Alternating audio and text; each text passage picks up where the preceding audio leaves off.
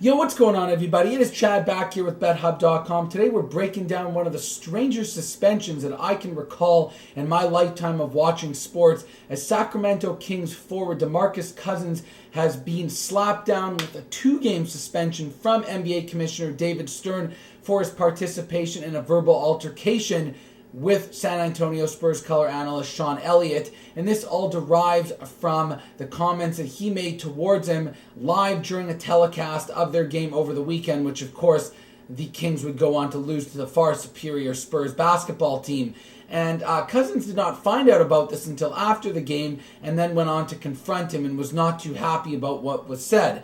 And all of this comes from what was transpiring on the basketball court, which was perceived from the eyes of Sean Elliott as something that was completely immature on the behalf of DeMarcus Cousins, as he thought that he was trash-talking Timmy D. He was getting up in his face saying, "You can't score on me, I'm going to school you on the offensive side of the ball." And then we all know that in reality it was the exact opposite, as Timmy D was the one doing the stuffing and scoring the offensive buckets. And this is quote-unquote what came from the broadcast that got him extremely worked up. That's why some humility is in order. You think you're dominating Duncan, you get it stuffed right back in your face. Timmy doesn't like to trash talk, but if you guys start talking to mess him, he's going to respond. All that trash talk was premature. I'm not about to let these guys off the hook. You young ball clubs should learn from this. Don't start talking and flapping your gums against one of the greatest players ever. He's going to make you pay. Tell me who got the best of this exchange. Wow, oh wow, Sean Elliott. And, I think that those comments were a little bit too harsh towards someone like DeMarcus Cousins. And this is coming from someone like myself who absolutely loves when broadcasters step out on a limb and actually speak their mind and aren't afraid to rip players and be a little bit controversial and provocative. No problem with that whatsoever. But just because they do that doesn't mean that I necessarily agree with what they say, nor do I believe that they should get off scotch-free in terms of not having a reaction in their favor. And, DeMarcus Cousins has been often criticized for his lack of maturity ever since he came into the NBA as a young, raw, talented prospect out of Kentucky. And this is just another example of him acting in that fashion, because even though I don't necessarily disagree with him wanting to maybe take a little bit of revenge and challenge Sean Elliott on everything, there's just no point of doing it whatsoever here. The bottom line is these athletes get paid millions of dollars, and not to say that that should be a reason or an excuse for them not to respond to these things, but you would think that they would have the mindset of not being so affected by something that is said by a media member. This happens all the time. I'm sure DeMarcus Cousins gets ripped left, right, and center. He has to this point in his career. So why is he getting so worked up? It's just Sean Elliott's thoughts. Who really cares?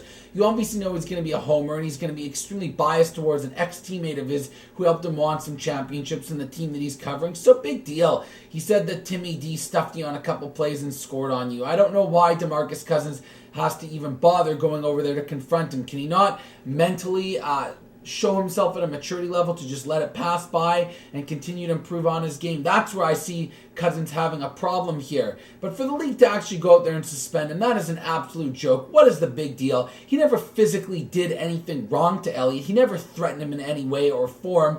So is a player not allowed to engage in conversation with an analyst when he calls him out? Boy, oh boy, just imagine if it was the other way around and the player had to call out an analyst after.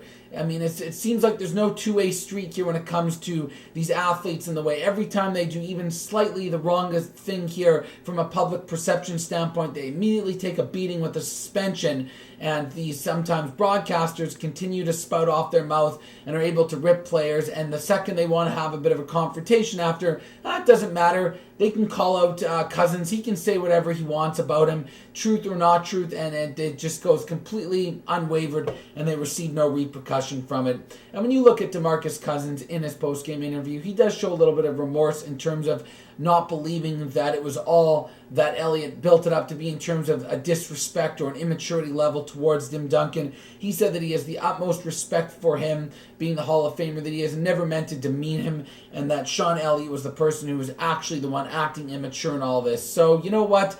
This is just way too harsh of an overreaction here for the NBA. You know what? Let these things be handled internally from the organization. If the Kings believe that this is conduct detrimental to the team, let them hand down their own suspension.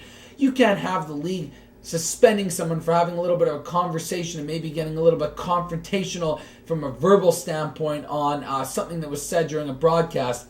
And at the end of all this, I really wonder, who is the person that relayed this message to DeMarcus Cousins saying that this even happened during the broadcast? Because you have to believe that this was done to try to work the kid up, knowing that there's a strong chance that he would react in this fashion. Because at the end of the day, if nobody told him, how on earth would he even find out about this unless it was told directly by somebody during that game, which was clearly the case? If I'm someone who's close to DeMarcus Cousins or someone in the Kings organization, I'd want to keep these comments away from him just to try to keep his head clear and not bog him down with anything like this.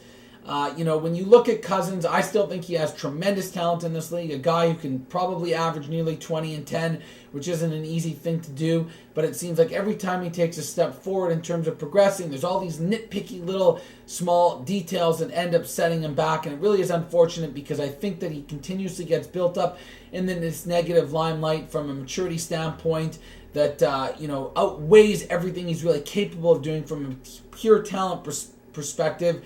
Because truth be told, the guy's never done anything all that terrible. Sure, he's had some minor off-court issues in terms of his attitude and fights and things of that nature. But given what we see going on in the NBA and professional athletes these days with all the criminal activity going on, he's never been involved with that. So come on, guys, let's give DeMarcus Cousins a break. Do we have to be that harsh on him? Let the guy develop a little bit. He's in his young 20s. He can still turn it around. And, I'm fairly aggressive when it comes to ripping these athletes for some of their behavior. But I tend to lean towards the side of giving Cousins the benefit of the doubt and a break here. And I am absolutely against this appalling decision to give him a suspension here. Chad here once again, BetHubb.com. Remember, keep checking out the link below. Go to the website, sign up for your account, start wagering on some of these NBA basketball games that are in full force right now. Create your own line, challenge your friends, start some trash talking, and that's what it's all about.